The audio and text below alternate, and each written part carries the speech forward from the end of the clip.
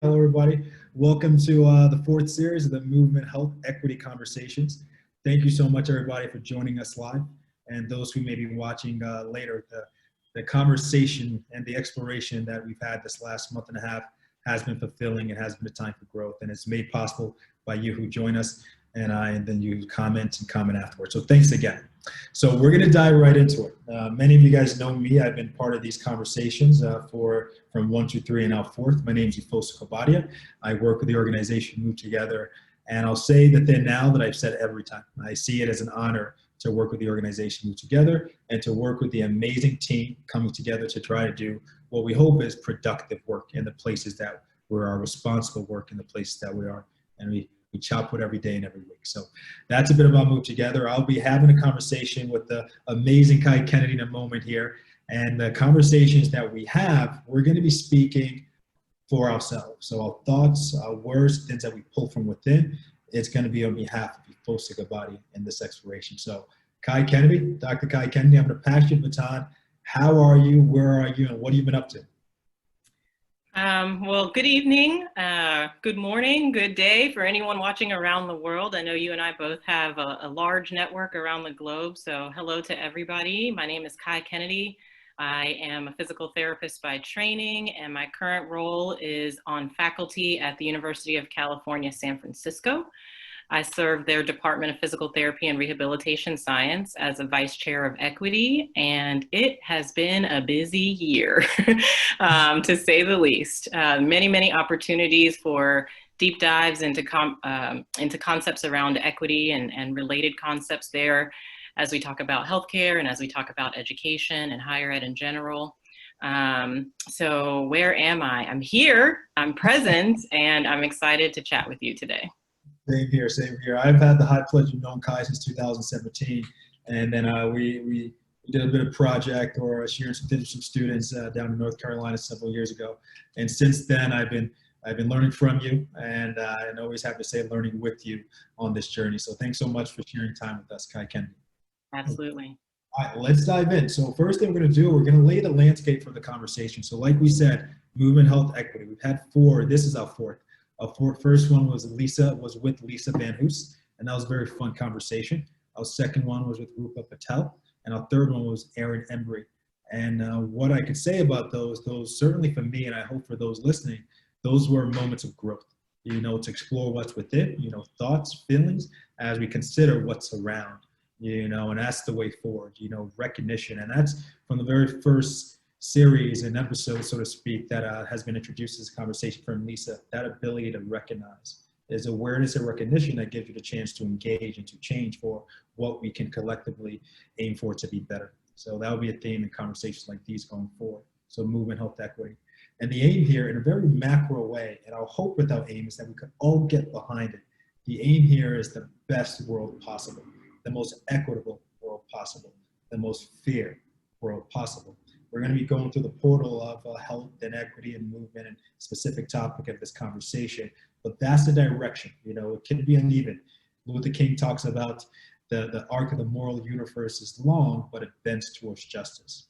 So it's not this even a straight path, but our intention should be as even as possible, and the path that we take should be as intentional and even as possible. So that's a mindset for us to consider. I said it earlier, I'll say it again once more. And with the organization Move Together, and Dr. Kai Kennedy's with her organizations. But again, we're going to be pulling from our thoughts, some experiences, some perceptions, and truths that we've had and we come across, and we're going to be speaking on ourselves, but on behalf of ourselves. The specific topic is an extension from last session series or episode. Is talking about deconstructing and deconstruction of systemic biases in society and healthcare. The deconstruction of systemic biases in society and healthcare. So that's going to take us from the journey of macro to micro and back up again from micro to macro with a meso in between. What we've also said since day one in these conversations, another way to look at it is an exploration. Kai and I, we have some things that we want to look into and tease, but there's no specific roadmap. We're going to be sharing things. We're going to be thinking out loud, things of that nature. For those who are following, please put your comments in the chat box, and we'll try to engage with those as the conversation goes and towards the end. So you take this journey with us. So it's not just a conversation; it's also an exploration. So, without further ado, before we dive in, Kai, and we start this exploration, anything in your mind as we start this conversation? Yeah, I'm super excited, Efosa, to explore some of these ideas with you and have a great conversation. But what I think too about who our audience is, who's on the other end of the camera, of the computer, of the phone, and where they are in this conversation. It's become underscored in these last several months how critical it is that we recognize that people enter into these conversations from their own experience, from different levels of understanding, from different levels of awareness. And so I just want to recognize, that we might have some, new learners in this space, and we might have some PhD expert learners that are also following along. So I just want to acknowledge all of those people and all of their journeys, and stack my journey alongside those folks. I love it. We'll all meet in a place from where we go. And I'll share a thought now. Many of you guys have heard me share it, but I'll just introduce it now to piggyback off what Kai is saying, something that I spent a lot of time thinking about and ruminating on is the idea of compassion. One of the ways I define compassion is the realization, the awareness that we're all on this human journey together, and some might say human struggle. So what it becomes about is the sharing of each other's strengths and the lessening of each other's loads. And if we furthermore deconstruct the word compassion, passion means to suffering. And they thought about that word differently in the past. Compassion means to suffer with. So as clinicians, that's the space that we're living. And in conversations like that, suffering with, Aeschylus talks about, we suffer our way towards wisdom. So in that place, there's a place of pain and possibility. So that's that place of chaos and order, so to speak, but it's on those frontiers where progress is possible. So with that being said, Kai, the title of this talk is Deconstruction of Systemic Biases and furthermore barriers, that we see in society and healthcare. Before we talk about the specifics that we see, I wanted for us to engage in the concept of barriers and biases. How might we consider them? How might we do something about the roadblocks that we see in our way to better that we're pursuing? Oh, well, so I think that the first idea in thinking about how to address barriers, how to dismantle them, is to recognize them, to become aware of them, right? And so I very much appreciate just now how you defined compassion by breaking it down, by going back, by understanding how it was put together in the first place. Come meaning with, passion meaning suffering, right? I think if we do that with the world around us, if we understand, if we look to understand, to further understand why things are the way they are, how things are the way they are, then I think that we're in a better position to go about dismantling those things. I think if we don't have a good understanding of what challenges we're up against, it's that much more difficult to find a solution. And so it's been much of my practice this year, but certainly before that, to go back, to go deep, to dig in, and to really understand what it is that we're talking about. And so as an example, I was giving a presentation last week on anti-racism, and I went about bringing forward some resources like the Encyclopedia Britannica, right? To say, what is this thing called race? And it was actually an entry under human race that began to talk about race as we might know it in terms of, connection to ancestry, connection to skin color and physical attributes and that sort of thing. But it was fascinating to think about where that idea came from and how it was used when it first came into the forefront. And I think if we're able to do that with all of these notions, with notions of equity, with notions of health, with notions of social status, and understand how things were built, then it becomes easier to take them apart. Well said, and in full agreement. And I think it's important. Emerson talks about this: the towing the line of the past, present, and future. You cannot set aim or even engage in the present or set aim for the future if you haven't considered and reckoned with the past. So to speak, I may have shared this quote in an earlier series by George Bernard Shaw. If history repeats itself and the unexpected always happens, how incapable must man be from learning from his own mistakes? So the past the past isn't even the past. It's very much live because it's affecting our present and will affect our future if we let it. You know, you said something. You brought that word of recognition again that I love. And when it comes to recognition and sort of awareness, I don't think it happens by default. I think there needs to be a sense of intention, a wanting to see. Let's see where this takes me. I think it's far too easy. It's almost a default to not see that which is convenient not to. Mm-hmm. So, okay, so if that's a truth, then it becomes this more has to come from within, this set of intention, this want, this aim to recognize what is, let's use the word bubble, you know, to get to a place. Because once I believe we get to that place, sharing the same ecosystem of reality, I think that's the challenge with a lot of issues, health, race, politics, we're often not in the same ecosystem reality. There's that old political quote, you're entitled to your own opinions, but not your own facts. We're in a time where there's different facts, you know, different facts. So get that. So I think we could agree on that. But Kai, I want to throw this back to you. How do we get people to want to see? You know, maybe I think that's a start. How do we get people to want to see? That's a fantastic question. And I think that, the answer might be different depending on what seeing is being requested, right? And so I appreciate the fact that you use quotes. I use a lot too. And it draws me to a quote by James Baldwin that I come back to frequently. He says, "The paradox of education is precisely this, that as one begins to become conscious, one begins to examine the society in which he's being educated." And I think there's something to that, right? It reminds me too, and I can't remember which philosopher said it, but I'll use Erykah Badu's words, which are, "The man that knows something knows that he knows nothing at all," right? And so I think there's this connection between the idea of becoming a little bit more conscious, becoming a little bit more aware, and having that drive your thirst for further knowledge. I love it so much. So I love it. So we fertilize the ground with the essence of barriers. So in this exploration, in a very humble way together, Kai, let's per some things that we've thought about, past conversations that we've had, whether it's together or some others. Let's see what we can unpack, what barriers we've seen in the space that we're playing with. Society, which is very macro, and certainly healthcare, and then certainly maybe within our profession.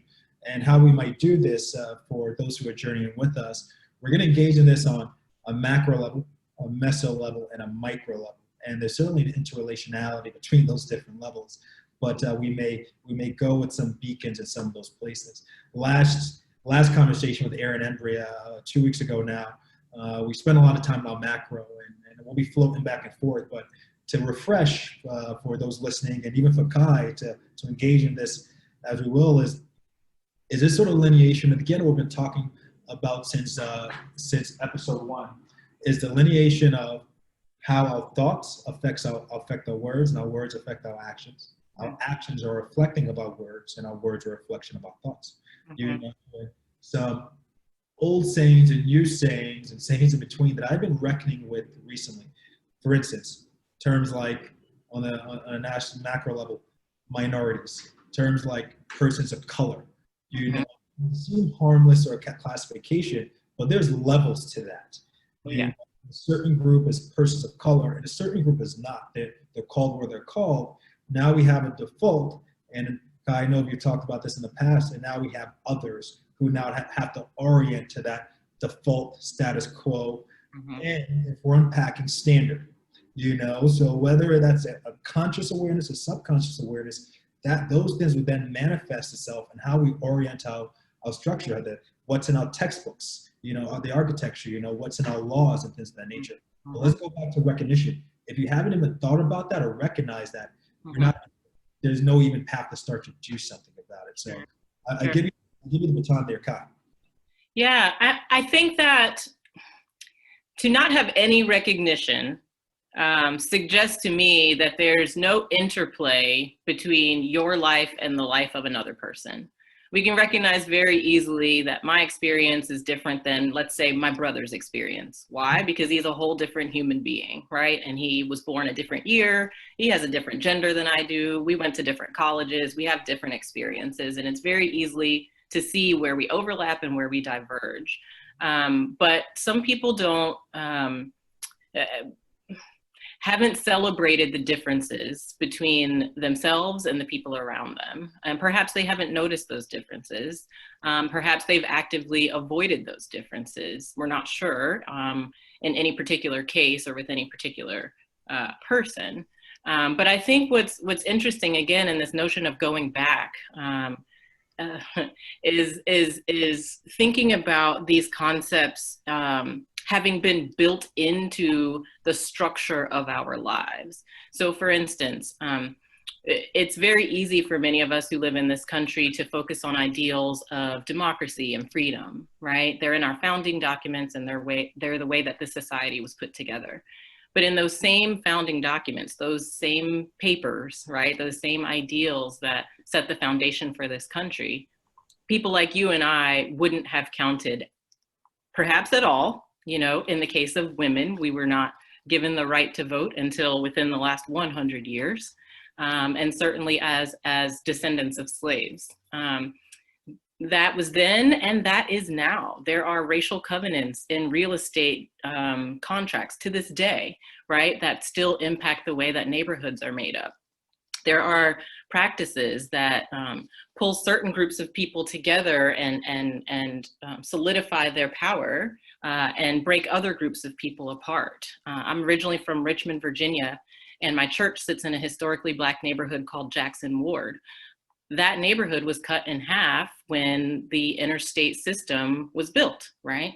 And if any of you who are out there who are from the United States look at your own city and the placement of the interstate system within the overall residential space of that city, you might find the same thing, right? And so when we think about, for instance, place matters and how your zip code dictates your life expectancy, I think we need to look at the bigger picture of how those neighborhoods, how those zip codes were even put together, and why some people live on one side of the track and some people live on the other side of the track. And so I think there are some fundamental places that we can look in the way our society was built and at the way our society has been sustained that help us to understand some of the othering that has taken place. See, and you mentioned where you are. You said Jackson Ward. That's where it is in Richmond, Virginia. That's the name of the neighborhood. Yes. Chicago is known for that as well. You know, it was intentional with the highway structure and those back in the day. I think the 50s and 60s, and so many places around the world. So these were systemic, to use those words, throughout the states, in which denotes a bit of intention. Going back to awareness and recognition, let's talk about the quadrant, right? There's the known knowns that we know, like you can't, nobody can add naive about. You know, then there are these unknowns. You know, we don't know what you don't know, and that's the space we want to start to highlight. And they're the known unknowns, you know, the things that are known, but they're just kind of kept away, you know, and then the unknown knowns, so to speak, you know. So, and outside of the known unknowns, that's potential. That's a lot of chance to learn. I don't want to use naivety, but that's the place we have to go. What don't we know? What is known, what is that not shared? And what don't we know, you know, so to speak. What are things that out there that we don't know? And there's some quadrant there. I hope I hit all the boxes, but the box later, but there's 4 in there. You know, so it becomes about the opening up. Some of the things that we talk about, residuality, looking at history, we can go deep in these guys and with grace. But even if we're talking about the idea of America is a beautiful thing, you know, the idea of it, you know, and the policy. We've always had great policy, and I think we could say from the late 1700s, early 1800s, the policy has been aspiring and has probably been the most evolved to others. But the practice has not always met policy. You know, there's been a delta, there's been a gap. So even recognizing that, you know, that has been true, maybe not for all, but more than should be the case. You know, so that's one. You talk about uneven experiences. You talk about Black Americans have been fighting in war since the American Revolution. You know, they talk about the GI Bill and all that good stuff, coming back from World War II or this or that. Black and white Americans were coming back to the GI Bill. Black Americans come back to not access to opportunities. They're coming back after just fighting overseas for liberty and for the country and still facing the chance of lynching and persecution and being shut out of opportunities. So it's been an uneven experiences. No one need feel guilty again like this, but one needs to feel the discomfort and to recognize and saying, Can we agree that this is not okay and there's still residuality? The past isn't past, because a lot of things that were done in the past found themselves in the infrastructure of systems, whether it's real estate. I talked about it before. Things were actually built into laws, and then there was the unspoken. I'm not going to show a person this neighborhood, but I'll show them that. And then the reality that some neighborhood in certain zip codes had resources, and with those resources or lack of resources, that on average guided the chances or trajectory of your existence. So now there is perpetuation. You know, we talk about law enforcement, and the idea of law enforcement is so great, right? Partnering, protecting, serving communities, and it needs to be said. There's so many great ones out there. You know, so many people wake up. I have friends who are in law enforcement to protect, to serve, you know, to be part of community. But forget the individual now. Look at history. Many law enforcement departments in the past were built to chase down slaves and capture slaves and to terrorize Black people. So those things were put in the infrastructure. So there's a residuality that is still present now.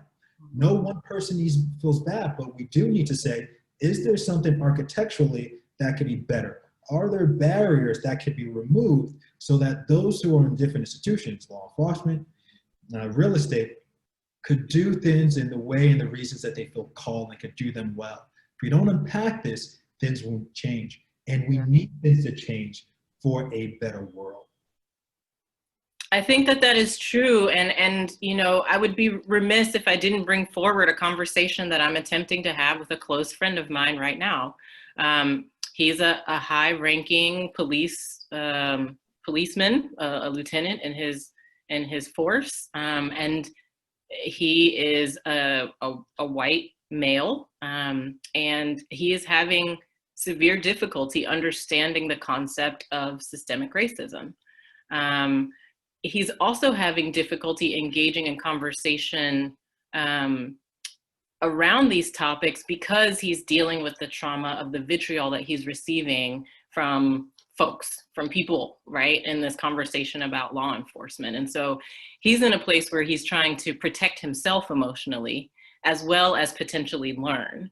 And those two things don't always jive well. And so it's been a really challenging conversation over a number of weeks for a person who I know in his heart wants to know better and do better, but who also is feeling very protective and defensive of his career, his effort, right, and his reputation as an upstanding professional. And so I think it can be difficult to engage in these topics when there are so many emotions, individually, intergenerationally, and you know, throughout a myriad of relationships that you're navigating at the same time. Thanks for sharing that. And the begat question, the question that's begat, Kai, what might be the blueprint? Because it's no easy feat. These are tough conversations for a reason, and been around for a long time, and not all of these have certainly been solved in some time to come. But as you're talking, I'm thinking in my mind, what is that order and chaos, right? That yin yang. What is that frontier space of not feeling like this is an attack on you and not getting protective of your feelings, but there does need to be a sense of feeling the discomfort that is the nature of this conversation, you know, and what's this balance of subjectivity and objectivity? Any of these feelings that you may be feeling, you could then multiply by 10 by the sort of some group that we're saying is vulnerable in this ecosystem, that's most vulnerable in the ecosystem, you know, what they have been feeling or have felt for their family members. So it's this balance of, is not an excision or taking out of feelings. There needs to be discomfort, because if we don't feel a bit of pain, you know, discomfort, we won't try to get to it, but it shouldn't be an attack on one person. So for those having these tough conversations, all from every angle, whether it's a Black American, a white American, a Latino American, these are the conversations for attack. You're bad, you're this, and everybody that looks like that's not it. This is not this, that doesn't do anything. So we could all accept that that's not helpful, and however somebody may say something, they make sure this is not my intent. But then it's the point, we talk about compassion, suffering, we suffer our way to his wisdom. There's pain here that needs to be leaned into. There's a wound, you know, vulva. The root word for vulnerable is vulva, means wound. You know, we need it's bloody, it hurts. You know, we need to lean into this thing and heal it, understand why you got cut in the first place. So it's a balance there. Yeah, and I think vulnerability is a huge concept as we think about how to reconcile this situation. And so once we get through figuring out how to make folks aware and how to make them want to be aware, then we have to move into this reconciliation space. And I think vulnerability is necessary in that space. I think another is humility. And so, you know, we do a lot of talking in healthcare, especially about cultural competence, but things like competence feel like an end game, like the finish line. Humility is an ongoing process, and it could be humility in any regard. It could be humility in the context of an interpersonal interaction. It could also be humility in terms of your various identities, where you went to school, or, you know, what profession that you have or that your parents had, right? And that sort of thing. All of those types of data in our lives, we've used in many ways to reinforce or to move ourselves along a social hierarchy, and to make ourselves and our perspectives more important than those of another. And I think if we can just start, there's no blueprint, right? Just like anything else we do. If I'm building a house on a hillside, the blueprint is going to look different than if I'm building it in a marshland, right? So we've got to figure out where we are and what we need. And I think humility is a big piece of that. And so if we can put ourselves in a place where we recognize the value of the perspectives and the skills and the contributions of another person, of every other person, then I think we're in a better situation to consider all perspectives in a way to move forward together. So well said. A few thoughts. There's a line that I wrote a couple months ago on behalf of Move Together. The concept of aspirational in our aim and humble in our approach. Mm-hmm. So we're going for the best world possible. That's aspirational in our aim, Sure. but Sure. humble in our approach. And humble is a word to unpack, and there's different definitions there. But at humility, I love what you said. We mentioned blueprint. You know, what might be our guiding light? There's no sort of playbook. You know, like looking at play football, like the X and the O's. You're going to run in the A gap. You know, 47 double H, etc. That's not necessarily this. But what I think there's some mindset things that could guide us. One, I think we could establish principles just where we came from, you know, how to have these conversations. So what are the truths that should be in the midst of these conversations, these actions? One is the awareness that there's others that have had experiences that you haven't had. White, Black, Latino, from every angle. We're talking multi-angle, you know. There's others that have different perceptions that you have, and just truths, and then have seen things. So that just come to that space for that reality. Another principle is the way I like to have conversations: listen to, share with, listen to, learn from, share with. Start with listening, and with that intention to learn. And then it's not going to be a one-sided conversation. So also sharing. I hear that.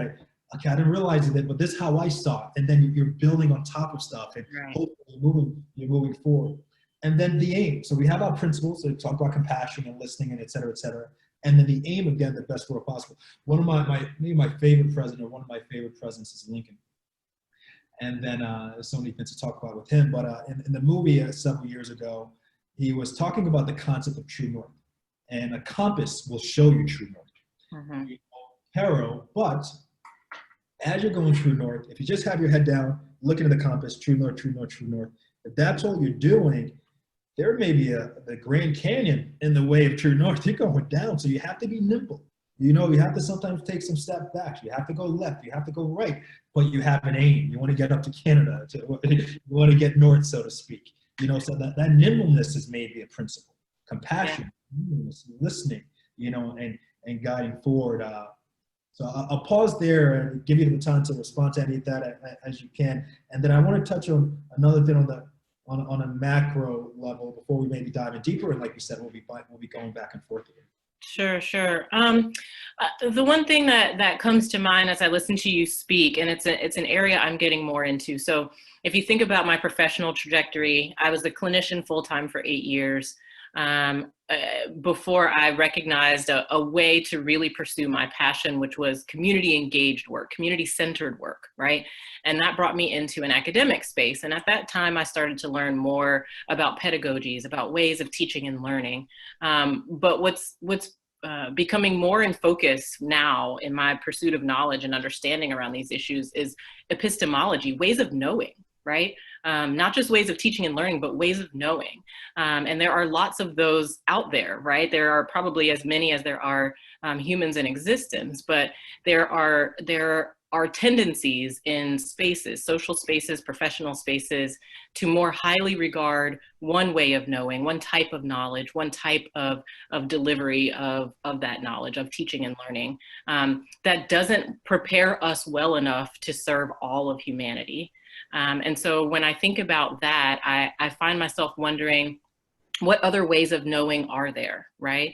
And how can we incorporate those into the ways that we prepare ourselves to engage in the world around us? And I'm not just talking about physical therapy educators in higher ed institutions that have syllabi and reading lists and all of those things, but I'm talking about human beings, individual human beings who are on their own journey of learning and discovery and of deeper understanding of their place in this world.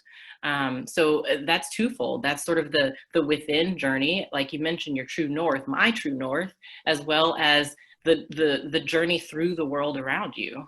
What you're saying is requires the need to be flexible, to be nimble, and to be adaptive.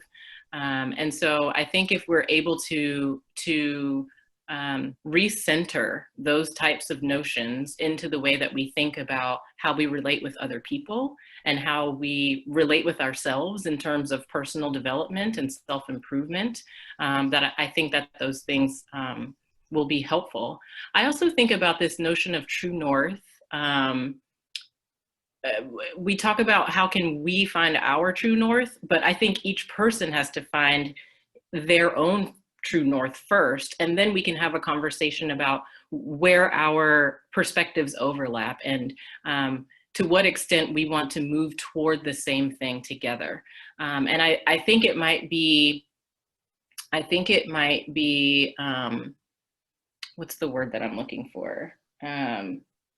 I think we move too quickly if we assume that our ideals and our aspirations are shared by all of the people around us. They may seem so clear, right, to us that, of course, we want this to be the best world possible. But what does that mean, right? And does that mean different things for all of the people? And if it does, then what? Whose best do we pick? Or do we try to have multiple bests all at the same time?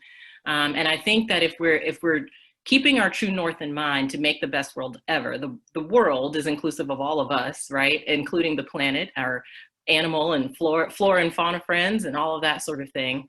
But I think we also have to make room for the different perspectives and the different aspirations that come along with that.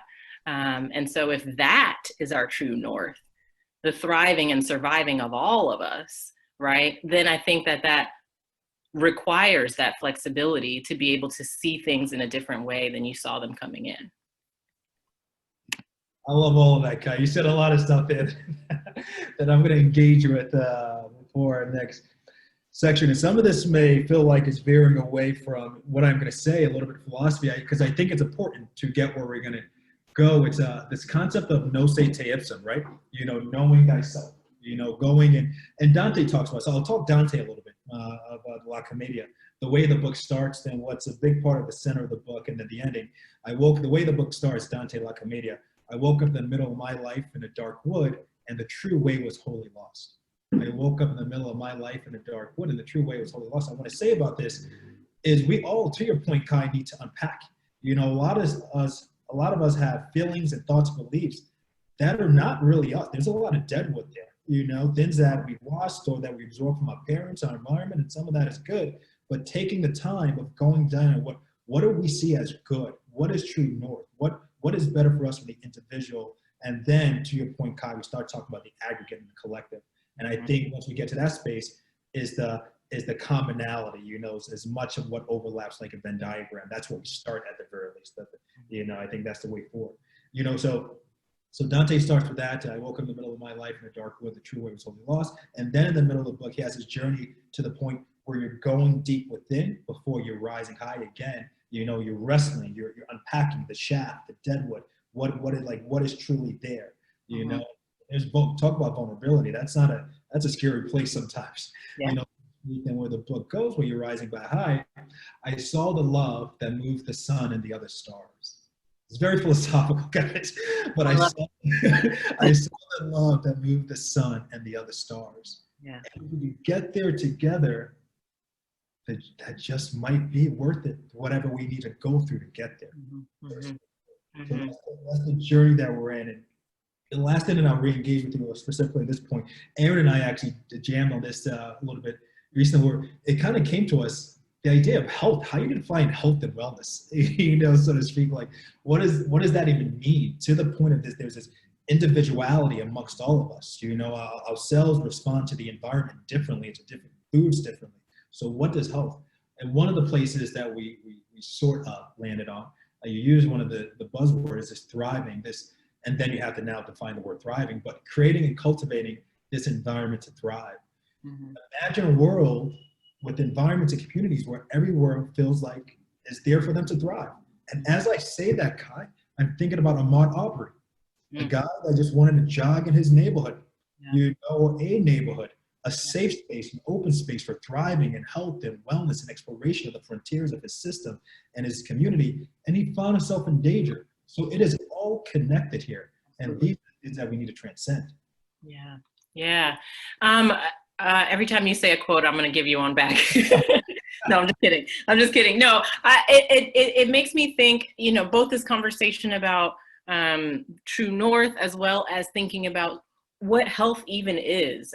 It brings me to Toni Morrison's words. She says definitions belong to the definers, not to the defined. And what that suggests, right, is that there's a call to action. There's a requirement for active participation in defining what your true north is, what the best world is, what optimal health is, and that the definers are responsible for that, the ones who define, right, the ones who do the work of defining. And so I think when we're talking about community, be that an insulated community, maybe that's my department of physical therapy at my university, or maybe that's a larger community, right, of my fellow Americans or my fellow humans. I think if we're not engaging as fully as possible, everybody in sort of this notion of defining what optimal is, defining those aspirations, then I think we're losing the opportunity to collaborate toward creating that world, creating that, making that come to fruition. And so I think it is an ongoing process of engaging with the people around you, seeing what matters to them, what their values are, what their capacities are, what their limitations are. And oh, by the way, mine too, right? To say, this is what I think, and this is what I have, and this is what I need. And then creating some sort of strategy together. I'm starting to use the language of community organizing, which has been so central in my leadership development, partly because that's my aim, right? Just like yours is to make the best possible world. And who am I to think that I don't even know what the best possible world is, right? I've got to ask you what your opinion is. I've got to ask other folks too. And then we've got to figure out what resources we have and what resources we still require. That's the collaborative work that's necessary. If I'm reaching towards someone else's version of a perfect world, you mentioned how Blacks had been fighting fighting for this country since the beginning. The first person that died in the Revolutionary War was a Black man. Yeah. Was he fighting for the same ideal as the person next to him? We can't say, but I think it's important to have those conversations on an ongoing basis to make sure we're all rowing in the same direction. I think his name was Crispus or something like that. Crispus Attucks, yeah. So, we're going to connect some things together, Kai Kennedy. So we're going to sort of transition a little bit more into that meso. But what I'm hearing you say, and I love it so, is this idea of a call to action. Call to action to participation. But now let's tie it back to equity. There's folks that want to act, but then there's roadblocks to even that participation. And in different levels, multiple levels. One of the things on the macro level that we're going to connect to the meso level, I want to talk about healthcare in our profession even. Let's say things like board leadership, company boards, association boards, this sort of self-perpetuation. The status quo likes to maintain the status quo, sort of acceptance and inclusion bias. Then those we're calling to action, people are answering the call, but they don't have the key to the door. Then over time, less people they stop showing up, you know. So understanding that that's within that perpetuation, and then we start going to equity, taking those barriers out and make things truly open so that we can get into that space, that place of possibility, that place of potential, that place of pain to move forward. You know, we see it in board leadership, we see it in association leadership, we see it in all sort of leadership and groups, the whole nine. So that needs to be a recognition of that, a reconstruction of that, and then a deconstruction, and then a reconstruction. Yeah.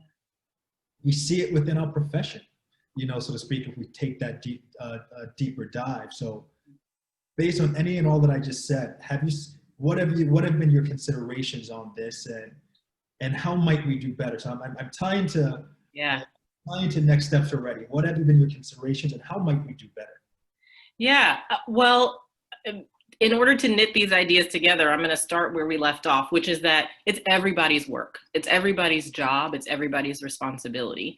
And so if it's only the people knocking on the door that are trying to open the door, it's not going to be successful. Somebody on the inside could open that door, right? And so if everybody who recognizes their privilege, I count myself amongst those people, thinks about how they can open the door, how they can make their environment more inclusive for other people, those are the people that I'm calling to action just as much as the people who are knocking, yeah? So when I think about that call to action and that perspective, what can I do as a person of privilege to better understand why the door is shut in the first place? Who's out there trying to get in and why we've closed the door on them, then I might find myself in a better position to try to open that door for them. So my call to action is not for some segment of the population, it is for all of us to look inward at our own values and our own motivators and what's driving us, as well as our environment and how we're showing up in that environment to make or not it a more inclusive space. Inclusion too, let me just for a second segue into this. Inclusion really is about creating an opportunity for a sense of belonging. So when I hear you talk about barriers, the barriers are around that sense of belonging. How do I get into a place emotionally, mentally, where I feel like I am invited into this space, I'm capable of being in this space, I can collaborate with the other folks who are in this space, and I can thrive here. And so this particular call out right now is to the gatekeepers, to say, how much do you know about the gate that you're keeping, and are you willing to open it, you know? And so I think that could be applied in a boardroom. I think that could be applied in an admissions committee. I think that could be applied on a hiring, committee, a HR type situation. We all have roles to play in this work, all of us. I'm having conversations with my 5, 7, and 9-year-old nieces about race and how they show up. It's super cute, but they're starting to understand this notion, right? And why people are talking about it so much. I should say they don't understand, but right, who does, right? Who really understands what this is about? And so I think it's just important for people to investigate their own perspectives, their own motivating forces, and then start to think about the environment around them and what impact they can have. Love it, love it. A few things there. One, I was thinking about the book by a former president who wrote the book Dreams from My Father. And he wrote about when he was in high school. Again, unknowns. You don't even know what you don't realize. When he was in high school, he had a lot of friends of different backgrounds, et cetera, et cetera. And he would go to a lot of different parties, Black party, Asian party, a lot of white parties and all that good stuff. And he got accustomed to that. And this one time, he invited 2 white friends to come to a party that was all Black. Mm-hmm. And they were cool for 5 minutes saying, what's up? After 20 or 30 minutes, they were uncomfortable and ready to leave. And people don't realize, people who are non-white don't realize that a lot of the majority of the spaces, and I hate to even say it that way, the spaces that have been built up to be sometimes nicer in our society, that mm-hmm. want to spend more time, are majority white. So from one perspective, it's just that kind of going in, I'm used to this. Maybe less people that look to me in that space, but that's been the way it is from the get-go, from the beginning. And those who are white, this is not picking on, it's just a reality, a realization. in a room where they're 2% of the population, 20, they wouldn't know what to do. Nobody felt bad about this. It's just keeping the majority wouldn't know what to do. So just unpacking is that assessment and awareness of what are our spaces? What are our populations in our spaces? You know, are they fair, or is everybody feeling welcome? What is diversity? There's power and magic and wonder in diversity. We should all want diversity. Great things happen there. That's another work to unpack. But is there a balance, you know, an invitation to some of these different places? Going back to the gatekeepers, there needs to be even this sort of thinking about the door, the metaphorical door, sort of a bit of social science and ethnography. You know, when did this door come in? Why isn't it just a door frame? Okay, who closed it? You know, what was the lock made of? You know, because first of all, people, I think I shared this with maybe Lisa. I got this from a friend who I think watched this on NPR. The whole concept is talking about things like equity. You know, think about kids in a classroom. Their aim for the classroom. Teacher says you got to hit this crumpled ball into the this empty trash can in the front. You know, and you have some kids in the front, and you got some kids in the back. Mm-hmm. Kids in the front, they're closer, right? You know, so they can see. You know, they can set aim. You know, the left side stuff. They're crushing, just bang, bang, just bangers. The folks in the back, they can't see as much. You know, a little bit further distance. They got to put some touch on their shot. And they may not shoot with touch. They may not want to put some touch on their shot. So now everything has changed for them. It's a bit harder. That's, again, the metaphorical door. If we're talking about recognition, those folks in the front, to their fairness, they're just focusing on making the shot. They're not even realizing they have the advantage or they may be blocking. So that's why we have to start talking about unpacking. And that's, again, going back to the door.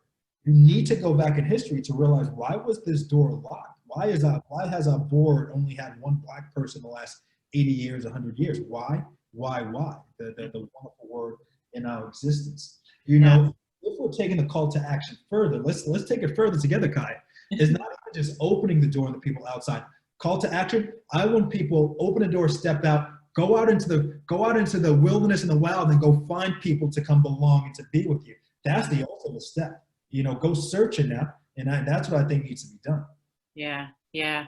There's so many things you said that I want to respond to too, and I think I'll start with this notion of Black parties and white parties and Asian parties, right? Why are all the Black kids sitting together in the cafeteria? That's the title of a book, by the way, if anybody wants to go look into it. You know, obviously, I agree so much with you about this notion of diversity being valuable in our space. And at the same time, I want to speak to the need and the value of insulated spaces, especially for people who feel unwelcomed in predominant spaces. So this is, you know, the HBCU experience, for example. I wouldn't, you know, I think so much about assimilation practices with indigenous populations, and I think about this notion of a melting pot. And sort of the updated notion of a salad, right? Where the tomato still gets to be the tomato and the carrot still gets to be the carrot. We don't have a melding together in this soup, but it's still a presentable dish where everyone is fully represented. And so I think there's something to be discussed and to be unpacked there. I've actually been in a situation as a full-grown adult professional at work where I've been reprimanded for spending too much time with Black coworkers. And so I think there's a balance there of creating welcoming environments for people without preventing them from engaging with the people that they feel most comfortable with. Yeah. I was also thinking about, you talked about our former president's friends feeling uncomfortable after a few minutes in that party. And I think that that's a common experience for folks too. Probably less so about who's in the room and more so about their novel experience in that particular environment. But there's another side of that coin that's dangerous too, and that's appropriation, right? Where people feel so comfortable and so confident to go into a space that they claim someone else's culture as their own. Or they claim that because they have proximity to one person that they fully understand the experiences of other people with similarities, right? That are of the same ethnic background, for instance. And I think that that's problematic too. And so there's a sweet spot in the middle where you recognize, acknowledge, respect, and celebrate someone else's differences and feel comfortable, increasingly so, to engage with that without colonizing it, without taking it, without claiming it as your own. Love it. One of the places I love how you brought that concept of the spectrum of not wanting to, is the whole ambit, not wanting to be in, let's get out, versus, like, I have just as right, this is mine as well as yours, and it becomes that balance. So there's a lot to unpack there. What my mind went to as well is, people don't think about this or realize this, but the Negro Leagues, baseball, we celebrate, and everybody loved Jackie Robinson. We celebrate Jackie Robinson and all that good stuff. We're breaking. But before that barrier, there were the Negro Leagues with probably better players and businesses built around the towns where they would go and play and all that good stuff. And once integration happened, and it's since gone down in MLB, all those businesses, all those players were able to express, because they didn't take everybody now. All those players and businesses and managers, they disappeared. So this sort of forced your assimilation or integration. Martin Luther King talks about, I don't want to get integrated into a burning house now. I don't want to get like that. That's not where we want to go. So that recognition of the ambit, what is the sweet spot? And I'm thinking out loud, what is the sweet spot of better, and on whose terms, and what does that even mean on whose terms? So there's a lot there, and I love that you brought that in. That you brought in. Even I think I read this article recently too. Schools, even when schools are being integrated, that's a whole lot, and that was uneven processes. But a lot of Black teachers got left behind in the integration, or the Black schools got left behind even more, because not everybody all of a sudden. So how we do anything, again, principles, set aim to do things as right as possible, and it's uneven, but keep on. Are we looking at everything? Are we assessing? Are we understanding the problem? Are we understanding the opportunity before we bring a solution in? It's not just, okay, I'm going to take these kids from here, I'm doing these kids a favor by bringing them to here. It ain't that. But right. Talking what it is, you may do that, and you may be harming more than helping. Yeah, it's really interesting when we start to think about the educational system. I can't hear what you just said and not bring up my own parents, right? My parents are from Alabama and Virginia. They were born in the 50s, which means they were children when integration happened. And my mom has traumas that she speaks about. My father never did, but my mom speaks about schools in Virginia integrated at the time when she was moving from junior high to high school. She was an honor roll student in middle school at her all-Black school.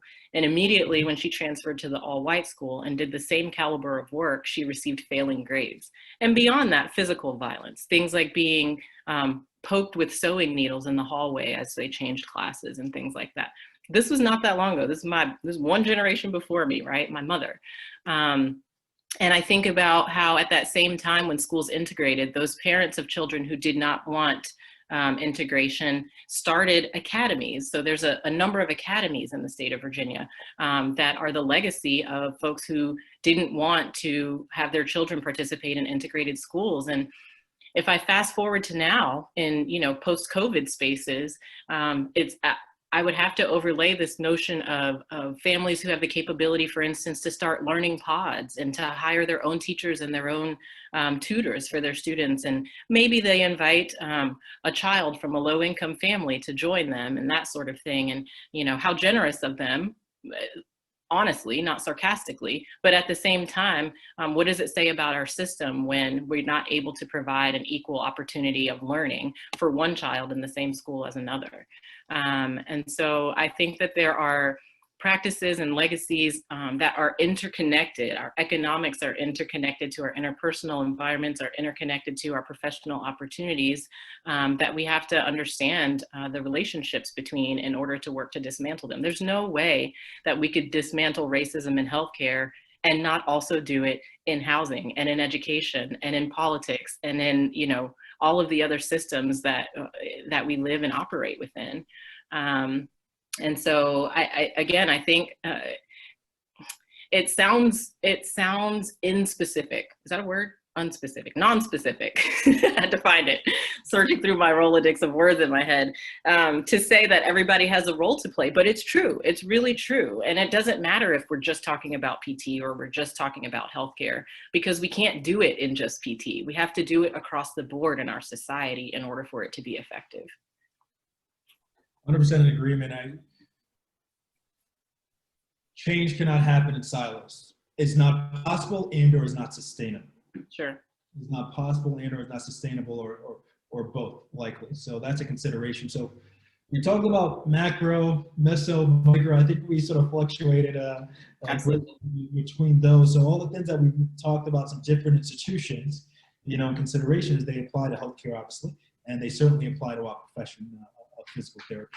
And let's go back to principles. Let's just start as a profession. If we're sharing thoughts with folks now, it's cultivate your mind to recognize, cultivate our minds to recognize and to see. And I think the way I like to talk about for growth is sharpening your ability to see, cultivating a plan, sharpening your ability to see, setting that seeing ability and a vision on something, cultivating a plan to get to that something, and then actuating that plan for success. That's a principle. So let that guide us.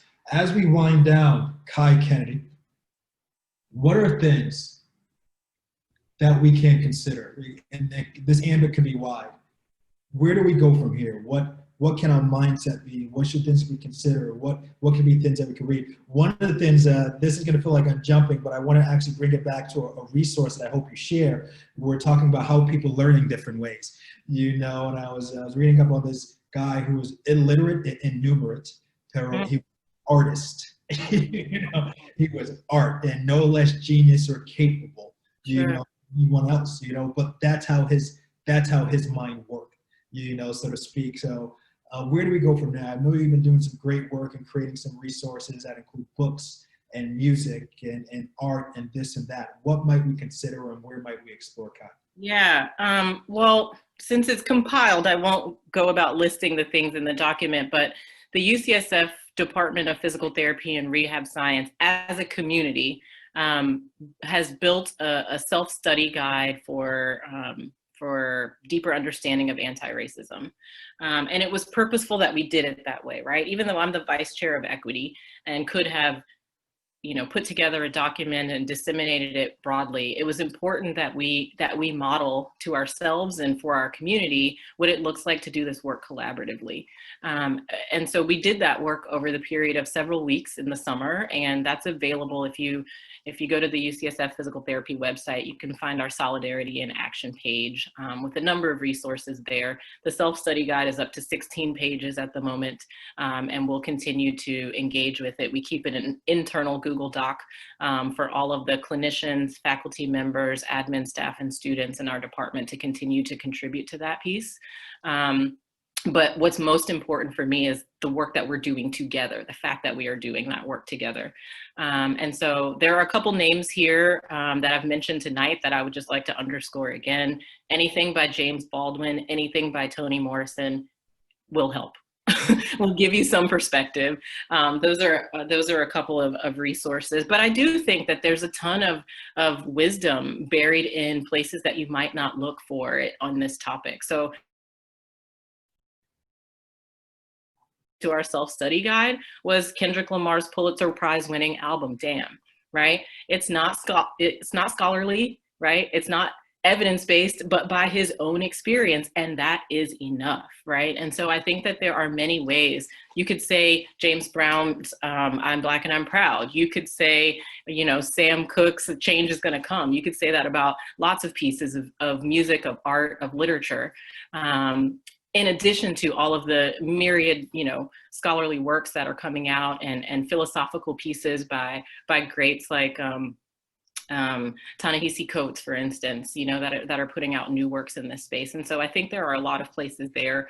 One thing that I'm working to do is to center those voices in our learning, to lift them up, lift them and their expertise up just as high as we list any of the, Dr. Fauci's of the world, and really celebrate their contributions to our world.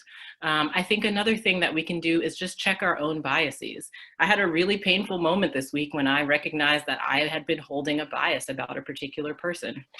I assumed this person, my biases in this particular moment were both ageist and ableist. And it's difficult to recognize those types of things. But I'm glad that I had finally that clarity, and I could regard this person differently. This isn't a person I know or have ever met in the world. It's somebody that I see on television regularly, but still, for me, that was a growth opportunity. And so I think if we challenge ourselves to recognize those biases in our own thinking and in the way that we treat other people, that will take us far. And then my third recommendation would just be to more intentionally engage with the environment and the community around you. So that could be your family, right? Your partner or your kids or your friends. It could be your work. Some of us refer to it as work families. Some people don't. So your work environment, right? And the relationships that you hold there, which are critical. It could be your relationship with your patient. How well do you know your patient's circumstance as you go to give them advice? I've been guilty of that as well. I can recall a very specific incident when I was treating a patient who hadn't taken his blood pressure medicine for the day. And when I asked him about it and he said he hadn't taken it, I went straight into mom mode. And I don't think I shook my finger, but that's what I was doing, shaking my finger and scolding him, yeah? And what he told me was he held up his bottle and he said, "It says here to take with food," and I didn't have any, right? How's that for a gut check? And so I think if we allow the people around us, whoever they are, to teach us through whatever pedagogy they have available to them, and we take those opportunities to learn and be better, I think that's the call to action.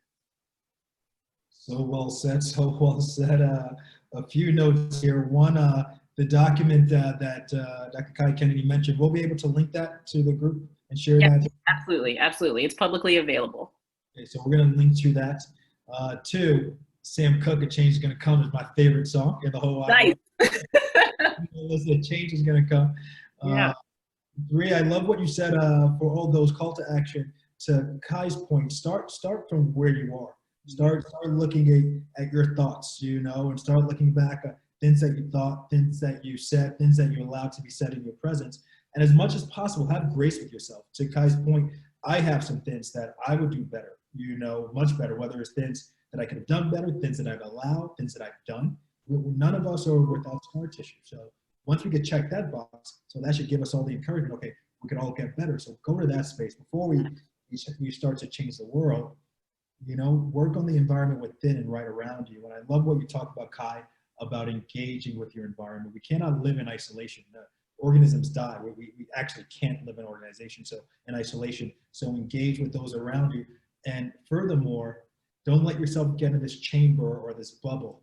See different perspectives and ideas and experiences. Because that's where that tension, Wolf's Law, right? Tension on our system, our bones, and our muscle, the tension on our system and our soul, and then we're able to rebuild. And the last two thoughts, a quote in a poem, so to speak.